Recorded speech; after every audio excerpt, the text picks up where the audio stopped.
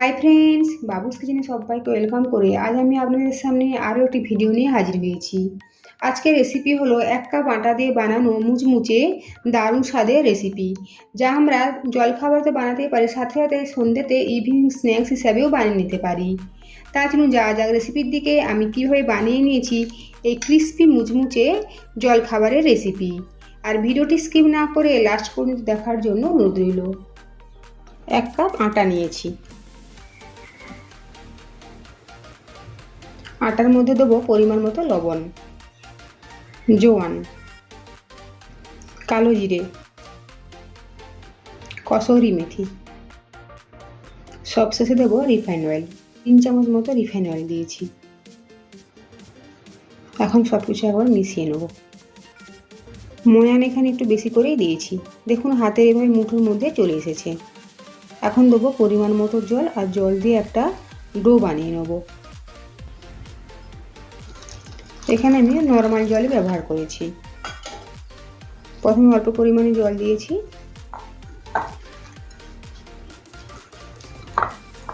দেখুন আর জলের দরকার পড়বে না। তখন ভালোভাবে মেখে নেব। দেখুন আটার ডো তৈরি করে নিয়েছি, আর ঠিক এভাবে ডো সফট রয়েছে, বেশি হার্ড হয়নি আর একদম সফটও হয়নি। এখন কিছুক্ষণ সময় নিয়ে থেসে নেব। প্রায় মিনিট 2 সময় নিয়ে ভালোভাবে থেসে নিয়েছি। এখন ঢাকা চাপা দিয়ে 10 মিনিটের জন্য রেখে দেবো। আলুর পুর বানানোর জন্য আমি এখানে 3টে আলু নিয়েছি, আর আলুগুলো প্রেসার কুকারে সেদ্ধ করে নিয়েছি। এখন আলুগুলো এভাবে ভালো করে ম্যাশ করে নেব। দেখুন আলু এভাবে ম্যাশ করে নিয়েছি। এখন যাব পরবর্তী স্টেপে। একটা ফ্রাই প্যান গরম করে নিয়েছি, এর মধ্যে দেবো রিফাইন্ড অয়েল। তেল গরম হয়ে গিয়েছে, এখন এই তেলের মধ্যে দেবো গোটা জিরে ফোড়ন। ফোড়ন ভাজা হয়ে গিয়েছে, এখন দেবো একটা মিডিয়াম সাইজে কোচানো পেঁয়াজ আর কাঁচা লঙ্কা। পেঁয়াজটা ভেজে নেব। পেঁয়াজ ভেজে নিয়েছি, এখন দেবো কিছু গুঁড়ো মশলা।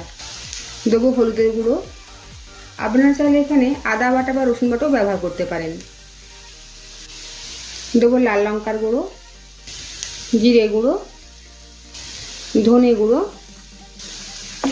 সব মশলা নেড়েচেড়ে মিশিয়ে নেব। দেবো সেদ্ধ করে রাখা আলু। দেবো স্বাদ মতো লবণ। আলু মশলার সাথে মিশিয়ে নেব। আলু মশলার সাথে মিশিয়ে নিয়েছি। এখন দেবো অল্প পরিমাণে চাট মশলা। দেবো হাফ চামচ মতো ম্যাগি মশলা। দেবো কোচানো ধনে পাতা।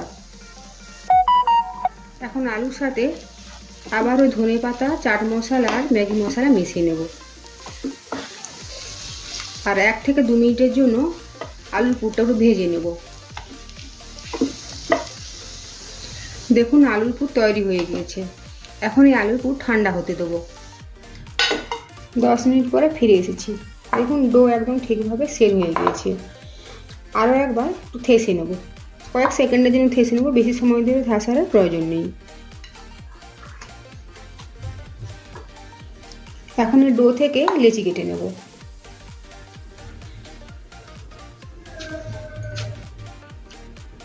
লুচির থেকে একটু বড় সাইজে লেচিগুলো গড়ে নিয়েছি। এখন হাত দিয়ে এভাবে ঘুরিয়ে ঘুরিয়ে মসৃণ করে নেব, ঠিক এভাবে যেভাবে আমরা লুচি বানাই। দেখুন সবকটা লেচি ঠিক এভাবে হাত দিয়ে ঘুরিয়ে ঘুরিয়ে মসৃণ করে নিয়েছি। যাবো পরবর্তী স্টেপে। একটা বেলনি চাকি নিয়েছি, এর মধ্যে একটু আটা ছড়িয়ে দিয়েছি। এখন এই লেচিগুলো বেলে নেব। বেশি পাতলাও যেন না হয় আর বেশি মোটাও যেন না হয়, ঠিক সেই হিসাব করে বেলে নিতে হবে।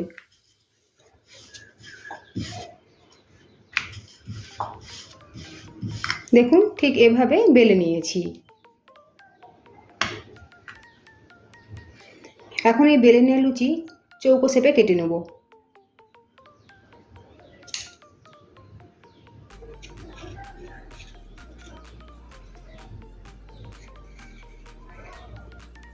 আপনারা চাইলে গোলভাবেও রাখতে পারেন, তবে একটা সুন্দর শেপ দেওয়ার জন্য আমি এখানে চৌকো করে কেটে নিয়েছি।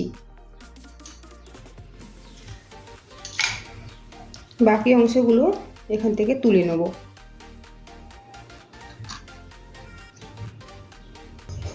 এখন দেবো আগে থেকে বানিয়ে রাখা আলুর পুর।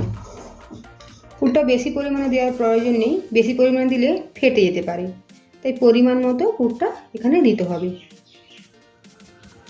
আমি কিছুটা জলের মধ্যে আটা গুলে নিয়েছি, আটার একটা ঘোল বানিয়ে নিয়েছি। জলে গুলে নিয়ে আটার ঘোলটা ঠিক এভাবে চারিপাশে লাগিয়ে নেব। এর ফলে মুখটা খুলে যাবে না যখন আমি এই লুচিটা ভাজবো।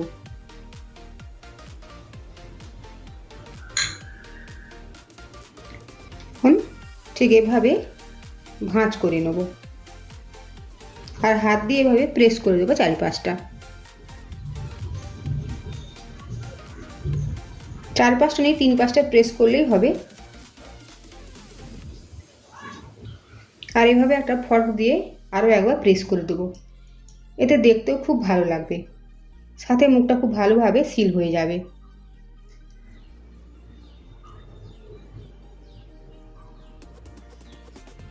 ঠিক উল্টে অপর পিঠটাও এভাবে ফর্ক দিয়ে প্রেস করে দেবো।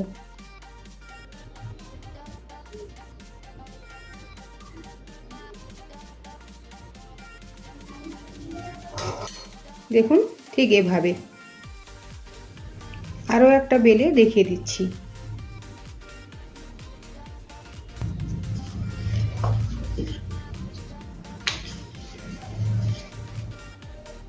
দেখুন ঠিক এভাবে বেলে নিয়েছি, আবার ঠিক একইভাবে চৌকো শেপ করে কেটে নেব।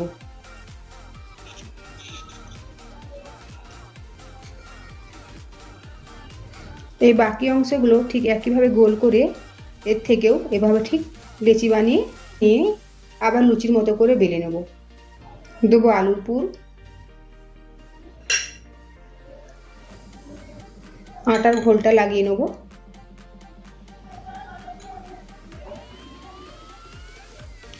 ভাঁজ করে নেব।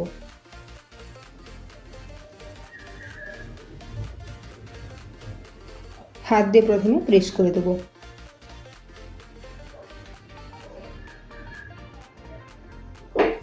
ঠিক একইভাবে ফর্ক দিয়ে প্রেস করে নেব। ঠিক একইভাবে বাকি লিচিগুলো এভাবে বানিয়ে নেব। দেখুন এভাবে বেলে নিয়েছি, এখন ভাজতে শুরু করব। কড়াই গরম করে নিয়েছি, কড়াইয়ের মধ্যে দেবো রিফাইন অয়েল। ডিপ ফ্রাই করব তাই তেলের পরিমাণটা বেশি করে দিয়েছি। তেল ভালোভাবে গরম হয়ে গিয়েছে, এখন গ্যাসের ফ্লেম মিডিয়াম টু হাই করে দেবো আর গরম তেলের মধ্যে এভাবে ছেড়ে দেবো।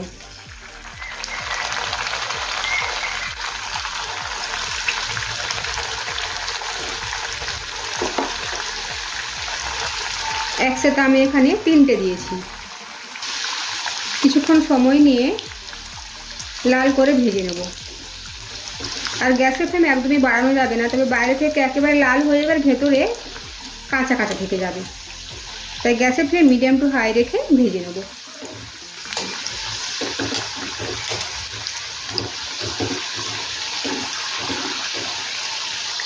দেখুন সুন্দরভাবে পকেটগুলো তৈরি হয়েছে, এতটাও কিন্তু পুর বেরিয়ে যায়নি।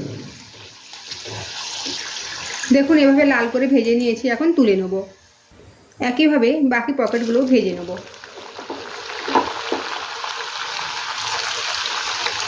তৈরি হয়ে গিয়েছে 1 কাপ আটা দিয়ে বানানো দারুণ স্বাদের জলখাবার রেসিপি।